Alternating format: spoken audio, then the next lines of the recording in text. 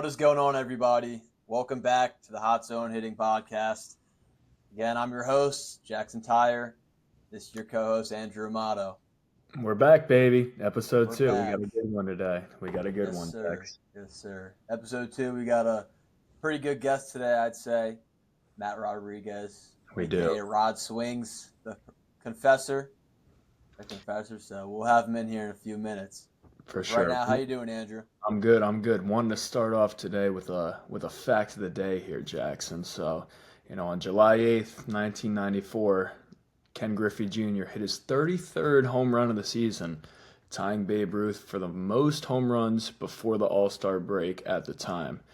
Griffey was absolutely on fire that season, and he was well on his way for chasing Roger Maris's single-season record before the 1994 strike canceled the remainder of the season. Little fact of the day for the viewers out there on this beautiful July 8th evening.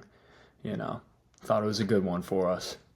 Yes, sir. So, as you guys can see, we added a new little fun segment, just trying to sprinkle in some ball knowledge, if you will. Just trying to spread some information to the people. So, I'm trying to up my ball knowledge, man. It's good but not great. So, this segment hopefully will help me out a little bit in the long run.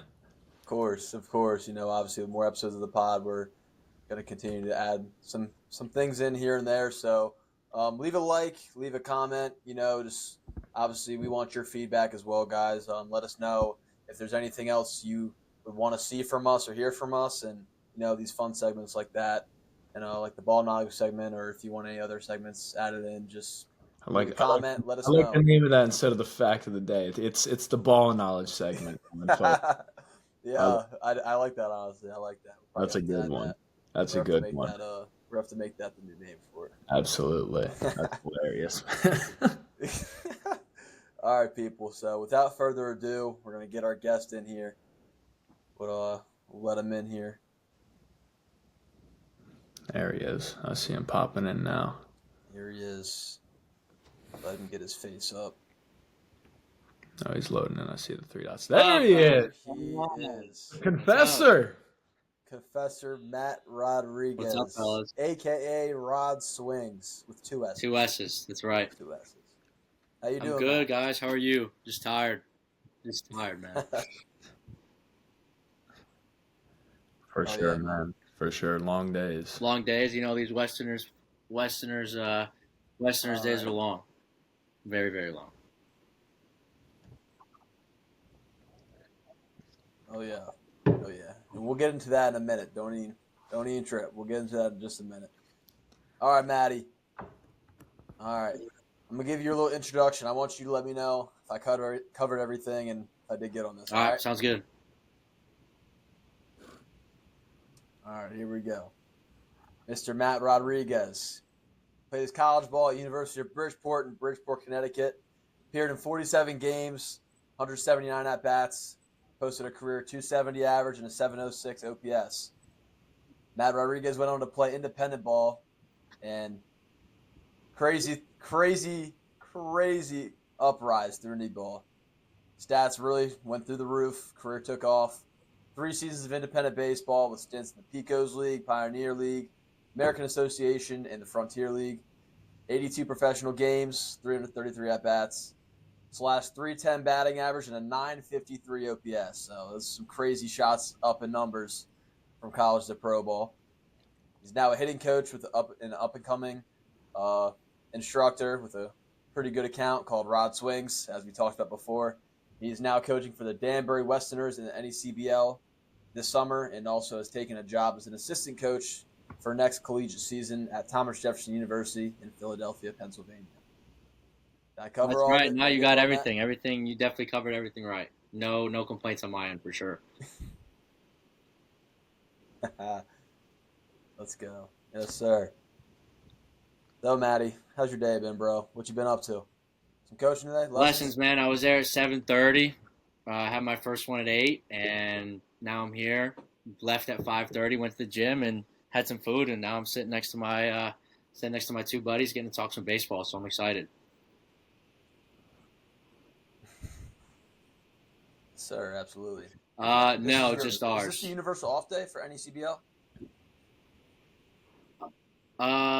Is it every No, week it for is you guys not. for the Westies? Every Monday? No, we got a nice trip coming up tomorrow to Martha's Vineyard, a nice double header. So we got to leave tomorrow at 7:30. Ooh. Is that Gotcha. Actually, Jackson, here on Matt's coaching career side, I will say there was one little part that we left out in his coaching career. This past spring, Forgot about that. I assistant did. I did. coach I did. at Immaculate High School Oh. up there in his neck of the woods in Connecticut. So that kind of jump started, Maddie's coaching career here too. A little fun fact of the day for you. That was his first coaching job, man. That's when he really decided to start getting into that. So Matt, on that front, how'd that first season of coaching go? Obviously, training a lot of high school players in the off season, but switching into the coaching side It of was it, definitely how an was that for you, man? adjustment, What was that as adjustment like? in, I had to find the guys who had the same passion, if you guys know what I mean. Especially with the way some kids are now, they don't consider themselves baseball players. I feel like a lot of them consider themselves just people who play baseball, like as a hobby. Like I know for me growing up, can't speak for you guys, but I'm sure it's the same thing. Um, baseball is everything. These kids kind of just go to the field, they get their 2 hours of practice in, get their 30 swings, 40 swings in the cage, and then, they're on Fortnite for the rest of the night just chilling with the boys.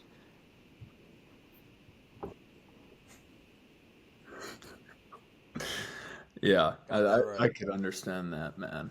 I could see. So then, obviously finding those players that you gelled with. What was it like working with them? Almost on a daily basis with practice and games, and then seeing them Yeah, no, it's progress throughout the it's season. How, super how rewarding. rewarding was that for you, man? Definitely love the instant results when someone's actually attentive and asking questions, not just there just to be there, and they want to get something out of it. It's fun when you're coaching first base and you're working on something before the game. Whether it's closed angled flips, open angle flips, whatever, just giving them little cues and they go out and perform and hit a backside double. It's a good feeling when they're rounding first base. For sure, that's Absolutely. awesome, man. Absolutely. Yes, this was an assistant job. This was Yeah, first this base was an coach with assistant job, Immaculate High School, right? same conference as Mr. Andy Amato. Played the Western. Yeah, Yeah, the Western old Trojans. the old Western. stomping grounds, the Western Trojans, babies. Shout out Yeah, Jeff he's Brencher if you're I listening talked to to him this. briefly. Great guy. Good dude. He definitely runs a pretty good program over there. He said it was a down year, but he said they got some young talent coming in, so that should be exciting for him over there. Yeah. Makes me happy, man. Makes me happy Western baseball's still alive and, doing well.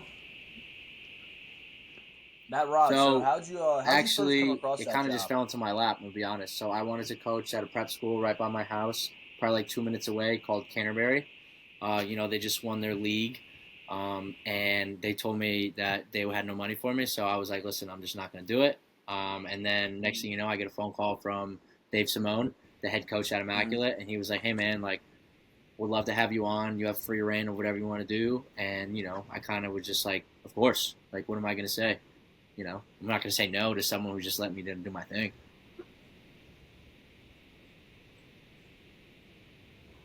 Nah, absolutely, That's absolutely. Especially awesome.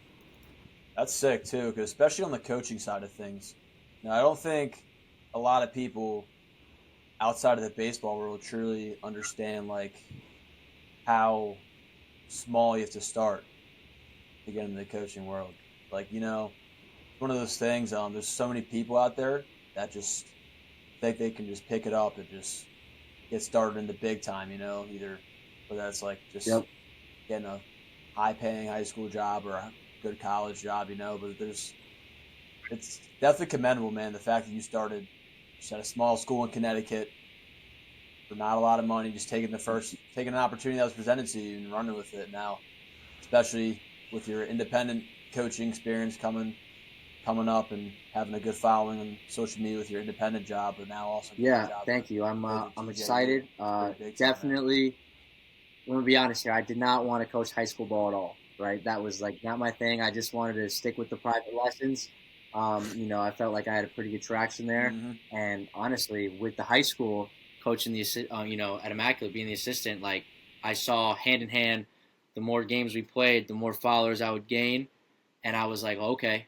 And then luckily we beat Bethel, which was I think they were like top 5 in the state at one point, and then like some of the kids were making posts about me and saying some things that I would say in the dugout, and then I just like kept going up and up and up in followers, and next thing you know, I'm in the NECBL coaching, and I have somebody that I've never met before. He said, "Hey man, are you Rod Swings on Instagram?" And I thought that was a pretty cool moment.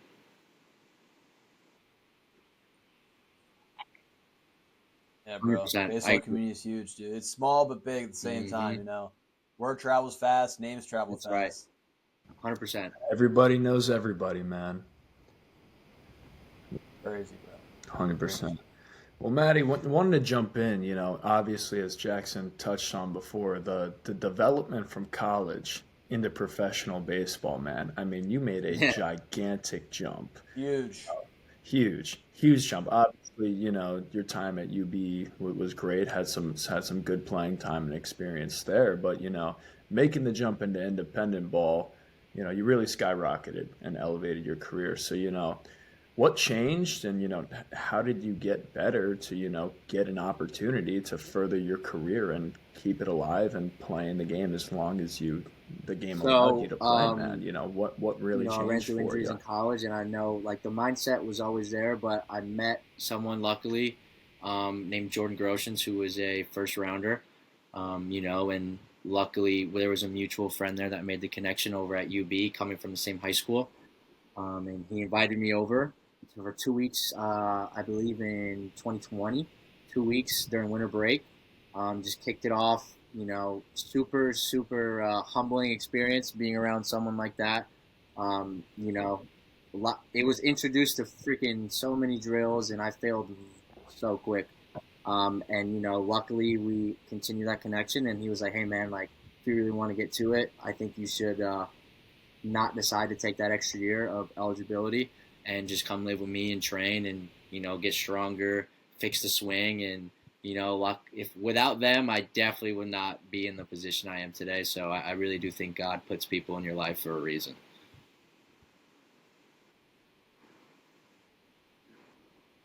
Absolutely. Without a I doubt. did, yeah. You had another year of Yeah, eligibility yeah. then, So I and you did. forgoed it. I I was did pretty not set know in that stone on about you. going to Limestone University in South Carolina. Was really set. Was about to commit, Okay. and then their Mhm. dad was like, "Hey man, like I don't think it's worth it for you. If you want to play some pro ball, I think you have a shot. It's going to take a lot of work, a lot of dedication, but luckily I had a nice support system being my family, and they were like, dude, go for it. You only get one shot at this, so I had to take the advantage of the opportunity." That's incredible. And then are the rumors Yeah, so true? the Did rumors you are meet definitely Jordan and true. Jax through We PlayStation? were playing Fortnite, and it was me and my buddy from school, and he was like, "Hey man, I got 2 guys that want to come in here," and I was like, "All right, man, whatever, man, more the merrier. We'll play some squads." And they were like, "Yeah, man, this guy was a first rounder, and his brother was the fifth rounder," and I was like, "Holy cow!" Then next thing you know how baseball guys are. You just start shooting it, and nice little connection going back and forth, and then I mean, honestly, the rest was history. So without that PlayStation party, who knows what I would have been now or where I would be now. But That is That's that is nuts. crazy. That's crazy to think about, man. Nuts, dude. Just a couple baseball players, honestly, and hate to no, be yeah, blunt, but it shooting the definitely shit. did. I mean, it changed I your life, man. definitely would not have been playing after college. Probably would have been taking some classes at school to become like a funeral director or something, or armed forces. I don't know. Honestly, I'm gonna be honest. I had no direction. That's what I'm saying. Baseball is life. That was the only thing I thought about, and I had some delusion out of college. Oh I yeah. really wasn't that solid in college, but I still had that dream of playing after. And honestly, I think that delusion kind of drove me to kind of make that change, if that makes sense. Yeah. Wow. I mean, I mean, what a change. So when you get into the training aspect of it, you said you struggled a lot. Obviously, you had to make a lot of adjustments. Give me a little bit of insight about the biggest changes you had to make, whether it was physically, mentally, swing adjustments. What was kind of that big I driving mean, factor yeah. that really So the helped biggest elevate, thing or was it a was, mix of kind of everything? getting my chest to stay over the plate as long as possible because I worked like one way only in college. It was just real rotational, everything to the pull side, flare balls right side. So we did a lot of Yep. drills to try and keep me over. But the biggest thing was understanding the lower half and kind of using it a little bit. And I think I was not there fully in the baseball maturity to understand some of the concepts that he was trying to, get me to grasp, and actually came back and kind of figured out on my own through just trial and error, but really just trying to use the ground. I had really big legs, but they would always tell me, dude, if you have big legs and you don't use them, like there's just no point of lifting legs. So, that, and then obviously mentality. I was always a 100%. defense first guy. That's how I looked at myself. I ran a 6.67 out of high school. Played short, second, third, some outfield. So the mentality was kind of shifted of defense is fine. Your defense will play, but if you hit, you don't sit, and there's going to be a spot for you. So the mentality was just like, you step in the box, you're a dude, and obviously it's a little tough when you're not a dude if you don't consider yourself a dude. But I saw the vision, and I luckily the hard work paid off, and I'm just super grateful for them to giving me an opportunity to live with them for a year.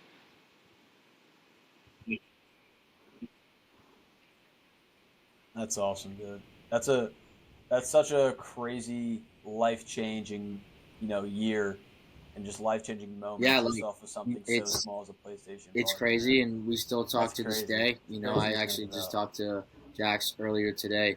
He's trying to help me out with some things going on. But yeah, I mean, the dad is super cool. The mom, I mean, they treated me like a long lost son, and being away from home, haven't really been away from home like that. Living with another family, it could definitely get Hmm. tough for sure. But they definitely made it known that they care about me as a person, not just as a baseball player. So we had a lot of late night talks if I was going through something, because obviously we all know that if you have something going on outside the baseball world, right, it's going to translate into the field. Everybody says I'm good, but deep down we all know that it's definitely bothering you.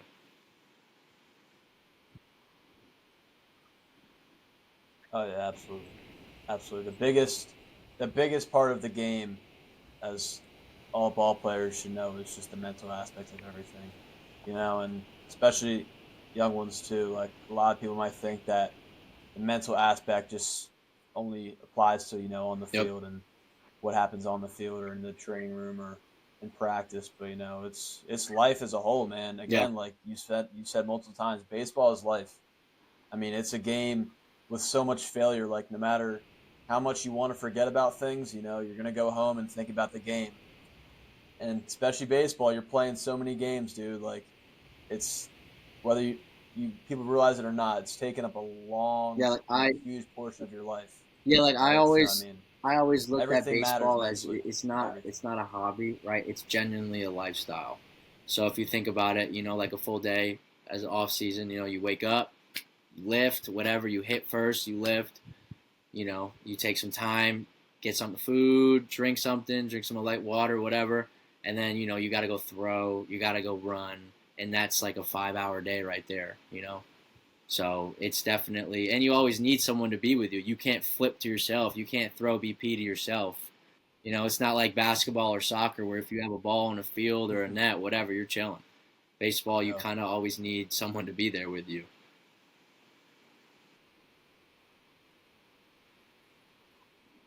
I mean, absolutely. yeah, yeah, for sure. And I think it just, you say baseball is life. I think there's so many beautiful lessons from the game that you can apply to your life. I mean, you look at it where I'm at now, dealing with an injury and adversity, had I not gone through this now, when's the first time in my life when I experienced some real tragedy or adversity, I'm going to be well versed now and I'm going to know how to handle it because I've been through something life changing. It changed everything for me. And you too, trying to play these past few years and keep it going. And then, obviously had this big career shift into getting coaching. You needed that adversity and you needed that hardship almost of, hey, like my life is changing, like I need to make an adjustment as if you would in the game. Like you need to adjust to survive and make those given adjustments like you did throughout your career. And I like to use the word pivot almost. Like you had to pivot to find yourself and fend for yourself and find your new passion. So, it's beautiful. I think baseball is a game of life for that reason too. It just teaches you so much about yourself because it's going to beat you up and chew you out, man. That's just the nature of it. It's going to bring out every bit of emotion and inner thought and feeling that you didn't know you had. But then again, at the end of the day, like you now, when you're done playing, man, it shapes you into a beautiful human being that's well versed for anything life has to throw in your way. Humbling, obviously, as we all know for sure. And just when you think you have it figured out, you turn the corner, you're like, oh man, I got a new feel. I got a new feel. And next thing you know, you're 0 for 4 with 4 Ks, and you're like, damn, like looks like that feel's not it. And then you start overthinking, and then if that overthinking doesn't stop, you start to spiral. And then once you start spiraling and you're down there, like it's real hard to get out. That's for damn sure.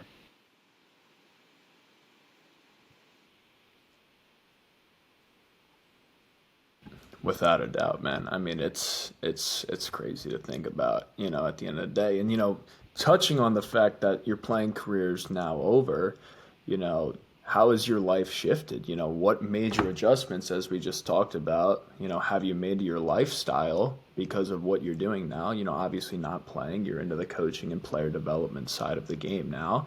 And, how did you use these adjustments to, jumpstart your career I just told inevitably? myself the passion that I have for playing the game, right? I really try to apply that into my players, whether it's, coaching a high school team or, my private lessons or whatever. Just way they can see that I'm really about it. Like I'm not just a guy that's just trying to mooch off you and make some money. Because at the end of the day, if you do it for the money, you're doing it for the wrong reasons, right? That's something I firmly believe in. And especially with the coaching, going back to what Jackson said earlier, like you got to start from the bottom. And when you coach in college, you don't, you barely make anything if you're lucky. So just really letting the players know that I'm there for you. Outside of the field as well, kind of like what they did to me. They inspired me a lot and kind of opened up their hearts and minds to it. So that's something that I want to do. And definitely been hard not waking up and going to lift and going to swing. But to be honest, like I have no desire to. So I think I definitely have made that full transition into, I guess you can say, normalcy.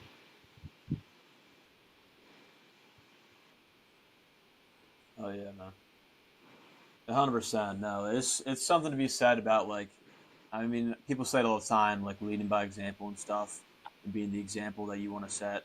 But like, it's something that really it's harder to kind of do than just to say. You know what I'm saying? Like, it's an all around type of thing. It's not just like on the field, like you know, practicing along with the kids and like you swinging and having that resume that like obviously the kids want to know like, oh, did he do what he says he did, or like is he about it, just like you said you are. But it's everything. It's everything as a whole. Like at the end of the day, the sports gives you more than just the game. It gives you connections. It gives you a personality. It gives you something that you can build off of, just become a better human as a whole. So being able to lead in that aspect too, and to be able to connect with the player and be there for the player, that's everything, man. Especially for kids. Like I know a lot of your clientele is kids in high school too, and that's prime maturity age. Like these kids are growing up as you're coaching them. They're going through it. Yeah, No matter it's what. good too Just when being there for the kids is everything. when they notice it and they start asking you questions and stuff pertaining to life in general, not just baseball. And it's even better when you get a text from a parent, or whatever, and they're like, "Hey, like I noticed the change that this person is having. Like, thank you so much. It really, it's truly an undescribable feeling. And it's kind of like golf. If you think about it, you hit a good shot, you always chase that shot again. So when I get one of those texts of, "Hey, thank you so much, you really truly changed my son's blah blah blah blah blah," like that's what I'm continuing to chase. Is like I want to have an impact, just like how they had an impact on me. I feel like I'm doing my service.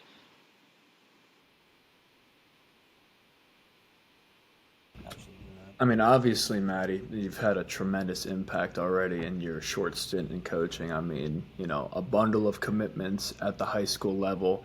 One of your OG clients, actually, just the other day, committed to, Marist up there in the MAC.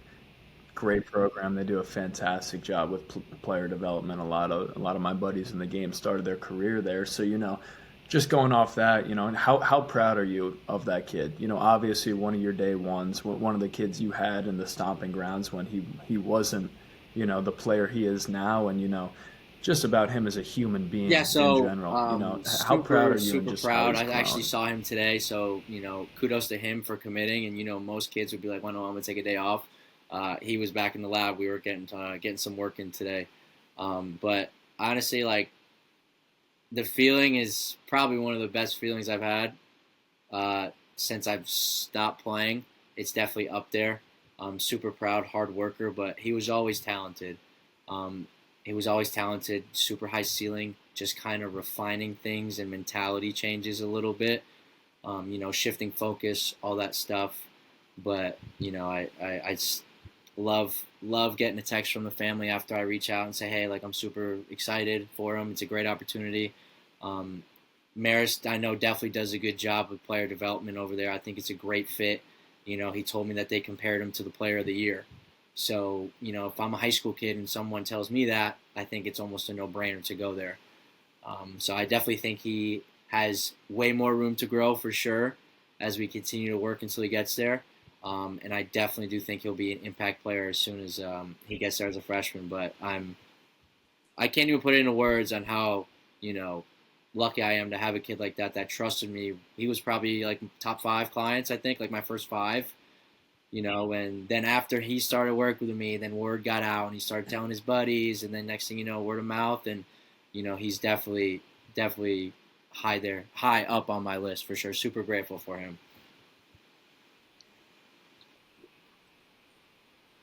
Oh yeah, that's sweet. It's such a good feeling when you see just Yeah. the development from just the ground up from a player. That's the best part of just being able to coach for a long period of time. Just seeing that development, man. That's sick. And I'm sure you've given that kid a lot of advice over the months and over the hitting sessions and stuff like that. And I'm sure as you've given all the other kids that you've coached. But just for the other people out there, and honestly, just for yourself, what would be a piece of advice that you give your younger self, your high school self coming up, or for any Wow. young kid out there? That's a What's good a good piece question. of advice that you leave them with? If I had to do it all over again, I would definitely do way more than what I think I'm supposed to be doing. Like, because my dad would always tell me there's always someone working harder, there's always someone better. And in high school, I thought that doing the bare minimum and, talent alone, I guess, can get you to where you need to be. But, as you continue on and growing as a player and, you get into after college and in college, you realize that everybody's doing what they're supposed to be doing. And the guys who stand out are the guys who are going above and beyond. So definitely go above and beyond in your training, you know, be that guy that everybody's like, damn, he's always there. That guy that's always in the gym, always in the facility. Just, if you're doing something right, you're going to be hated, right? Whether it's they call you a hardo or whatever. And I know how that kids are in high school. There's pictures that they do their bands and people look at that kid like, oh, he's a prima donna, whatever. Nah, do your routine, stick to it because it's going to pay off in the end.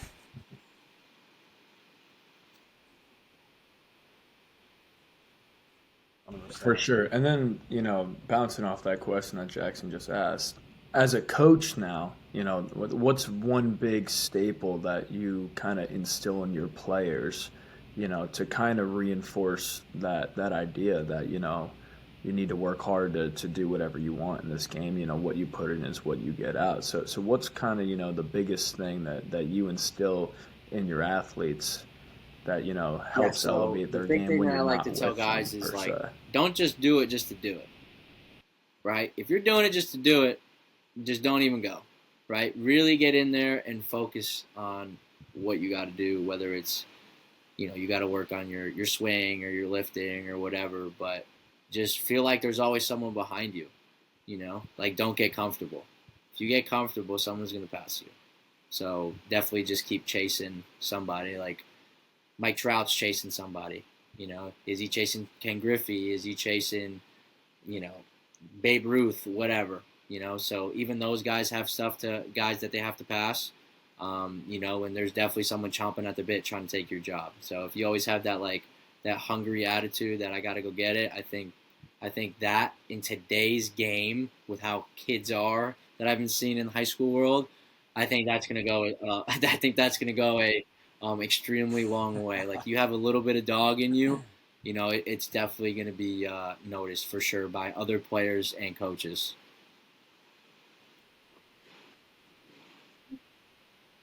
100%, 100%.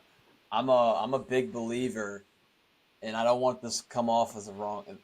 I don't want to say it the wrong way, but I'm a big believer that like a little bit of negativity is needed in this game because that's what I had growing up. I had that coach. I had a coach my travel organization, Bill Crow. He's one of the most influential coaches I ever had in my life, and the reason was because he was the first one to tell you that you weren't shit in this game.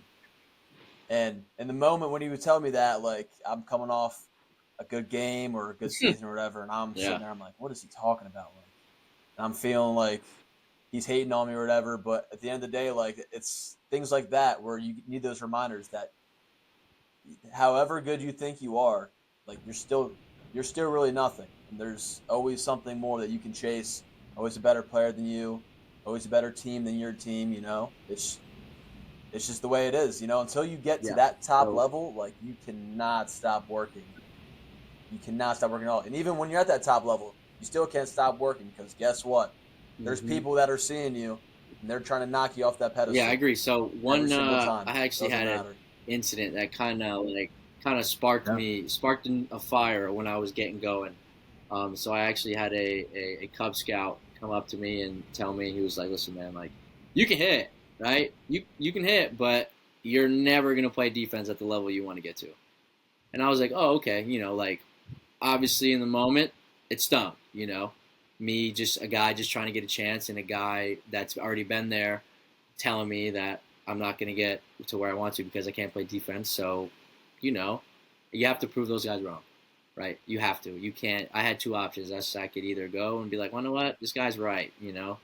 But then, what type Absolutely. of person does that make me? You know, what type of person does that make me? It makes me someone who can't handle adversity, someone who's a little bit of a weak-minded. But I wanted to prove him wrong, and you know, I definitely let him know for sure that where I got to when I got to, I definitely shot him a text. Very, very nice. You know, no hard feelings, but I felt like I needed to let him know because that's just another doubter that I proved wrong. You know. Yes. Absolutely, though. Absolutely. That's sick. You shot up a text. I don't know if I have the nuts to send a text Did out a he Nah, did text. he he answer left me you, on man? red.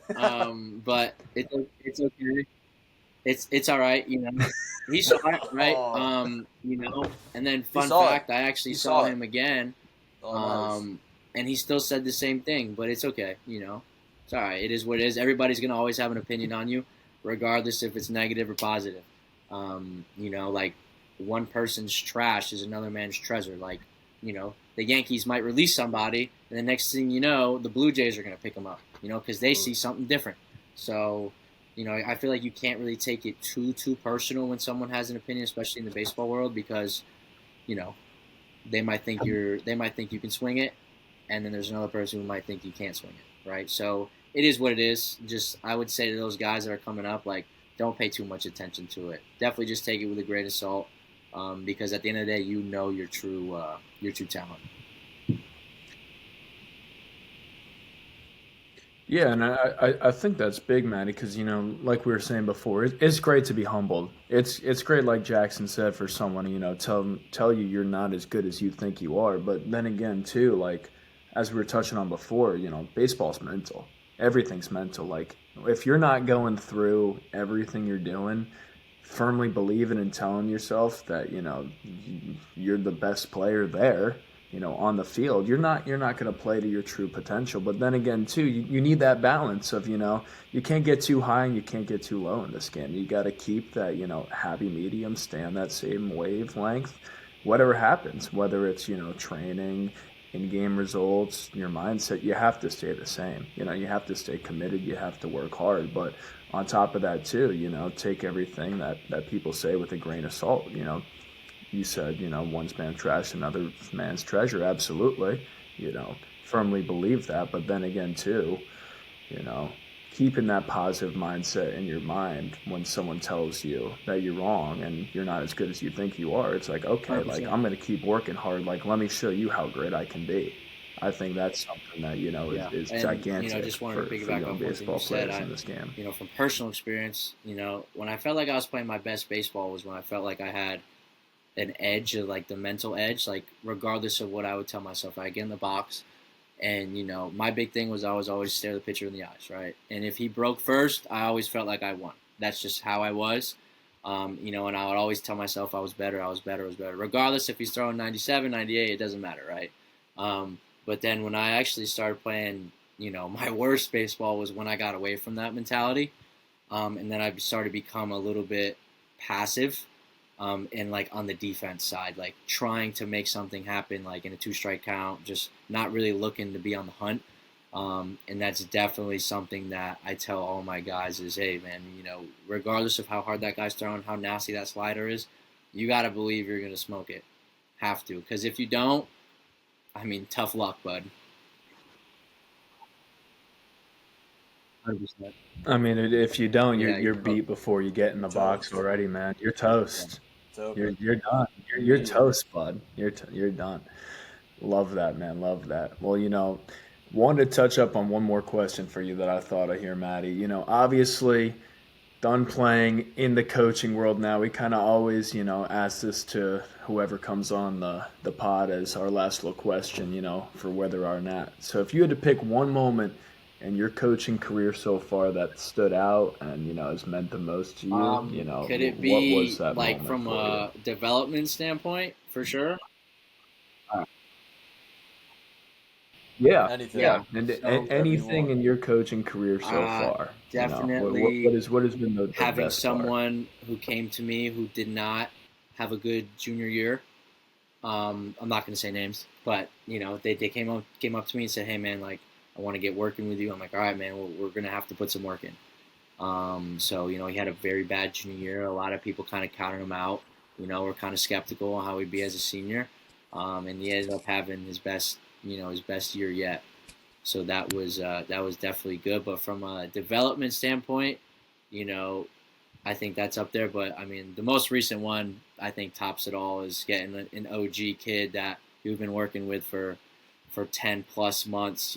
Kind of finally get his recruitment process over with and go to a school that was extremely high on him, that he sees himself playing. So I'd probably go with that one, as the most recent one. And I love talking about it because it's the first one, and it's super makes me super giddy that I kind of want to help guys out too to get to where he was at.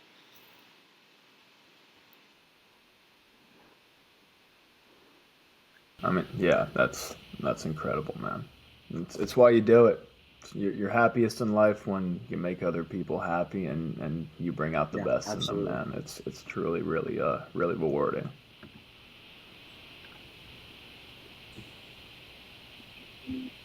All right. So, just like we did with Mr. Moss, all right, for the last segment, Oh we got no. the synergy. We got the film. We got the film up here. We're going to take you We through are. Look you at through a Rod swing. swings in the flesh. Rod Swings in action right here, back in the pro ball days, taking you through the swing that we thought was money. Let's check it out here. Able to make contact with that one, and Jorgensen chasing after it, and it is Backside. gone. Yes, sir. Let's replay that one more time, Andrew. Oh, yeah. Let's see it again. Able to make contact with that one, and Jorgensen chasing after it, and it is gone. So Two run. Swing was feeling super good. BP was awesome. Went into the game thinking I'm getting one today. I don't know when it's gonna be, but I'm definitely getting one. First at bat, I think it was two-seamer in on the hands around 89, 90. Got jammed a little bit, but hit it towards the track. And I remember jogging back to the dugout after rounding first, and I'm like, oh, I got him. I got him.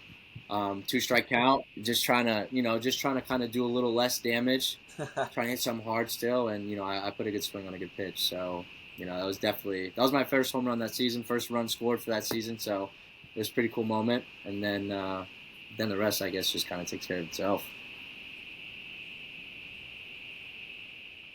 That was the Idaho Falls What team were you playing Truckers. for Yeah, when you hit that one? Which team was that? it's different. What's it like playing It's out different. Idaho. Being from the Northeast, it's definitely different. A lot of mountains. First day of spring training was tough because the elevation. I always heard about that.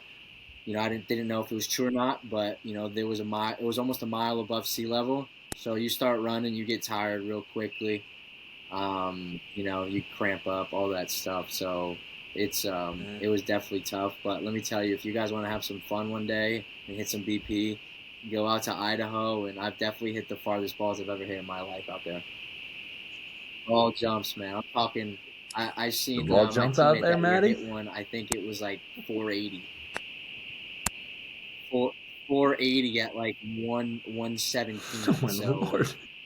That's crazy. the ball absolutely flies.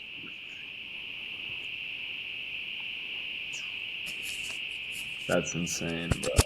Crazy. Thank you. Beautiful swing by you, by the confessor Thanks. himself, Rod Swings. The Confessor. Confessor. Tell me about that name too. But before we wrap up here, Matty, how'd you come up with the Confessor, man? It's actually, believe it or not, it's my first name on my license. Yeah. So on my birth certificate Is it really? Confessor Matthew Rodriguez. So yeah, that's what they show people. Wow. Yeah, so I lucky enough, it sounds definitely just like changed the Professor, name man. on my You Instagram did not to Confessor because I felt like people would think it's more unique, like another Matt in the world, like, okay, cool, but I bet you guys have never ever met another Confessor. I mean, if I'm gonna be completely honest with you, I thought you were just trying to like have a spin-off of the name like Professor. I had no idea that your real name, on the birth certificate was Confessor. The Confessor. So that is crazy. The Confessor. Big development in the story. I had zero clue that was the name. There's a lot of people That's that nuts. Know that, but, I put it out there. But it's definitely different because everybody just knows me as Matt. So now everybody knows me as Confessor or Rod Swings. So, hopefully just keep continuing with the growth. And, my goal is to get around 20,000 on Instagram, kind of just keep that going, kind of be a nice little Instagram influencer, hitting wise, whatever. So yeah, if anybody's looking to do a collab with me, hit me up. We'll make something happen.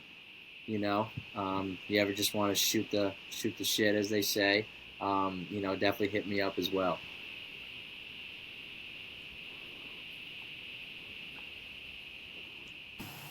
Yes, sir. That's awesome, bro. Well, Confessor Rodriguez, man, it's been an absolute pleasure today, man. Thank you so much for jumping on the pod, making the time to come out here and share your story with us, man. Thank you guys for having me. It was an absolute pleasure. Definitely fun. Definitely would love to do this again sometime. Hopefully in the next couple months, maybe something different pops up.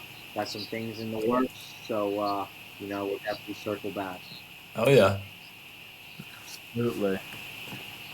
Yes, sir, absolutely. Well, again, this is Jackson Tire. We got Andrew Amato and the Matt Rodriguez here. Make sure you give the kid a follow on all the socials. At Rod So Swings, two S's. Is it Rod Swings with two S's on Instagram, Twitter too? And then Twitter, I believe it's Rodriguez Swings. So it's a little different. Yes, let me double check. Gotcha. Rodriguez Swings on Twitter. I'll double check for you. Yeah. Okay. Cool. For those who are going to check the Twitter, be aware we have about 11,000 tweets on there. But there's a lot of gold. There's a lot of gold on there. Don't worry. He's got a lot of good stuff on there, but your feed will be blown up with the Confessor himself. Like whatever it is, hitting or just something I see in the MLB world, whatever it is, I'll just let my opinion know. And I feel like that's why that platform was made. So unfiltered for sure, unfiltered for sure, unfiltered. So no, definitely be aware of my tweets, but nothing too crazy on there.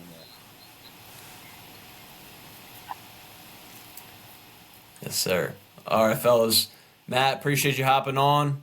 Everybody else, thanks for listening to this week's episode. Next week, same timeline as always. Plan to drop it Tuesday at 3 p.m. 3 p.m. every single day. Drop a like, drop a follow. Again, comment if you guys have any suggestions on what you want us to do. Any different special episodes, special guests, anything like that. Anything you guys got, let us know.